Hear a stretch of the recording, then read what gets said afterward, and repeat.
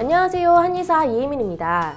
신장 기능이 너무 안 좋으신 분들은 음식에 대한 제한도 굉장히 많은데요. 여러 가지가 있죠. 대표적으로 염분, 고단백, 칼륨, 인, 수분 등이 있는데요. 오늘은 이 중에서 단백질에 대해서 자세히 살펴보도록 하겠습니다.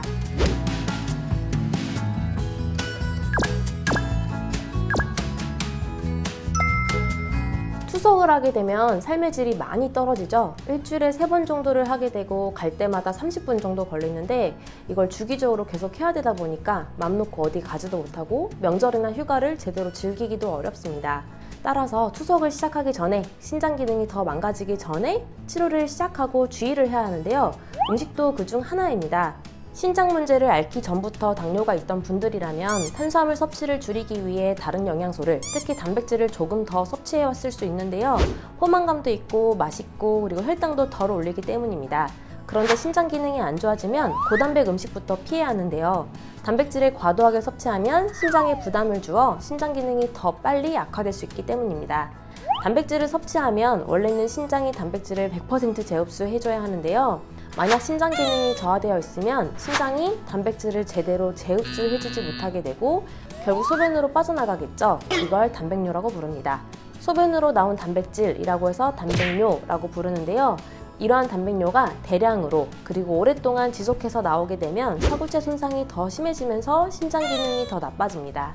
아까 신장이 단백질을 재흡수한다고 말했는데요. 반대로 신장은 노폐물을 배출해주는 역할을 동시에 합니다. 그런데 신장 기능이 나빠지면 어떻게 될까요? 노폐물이 제대로 배출되지 못하고 몸 안에 쌓이게 됩니다. 이걸 유독증이라고 하는데요. 이 때문에 신장 기능이 많이 안 좋은 분들은 단백질 섭취를 줄이세요 라는 권고를 많이 듣게 되죠. 그렇다고 너무 안 먹어도 영양학적으로, 기능적으로 문제가 될 수 있어서 최소량은 섭취를 하셔야 합니다. 최소량이란 자신의 몸무게나 개개인의 상태에 따라 고려할 수 있는데요. 몸무게를 보면 1kg당 0.6에서 0.8g의 단백질을 최소한 섭취해야 합니다.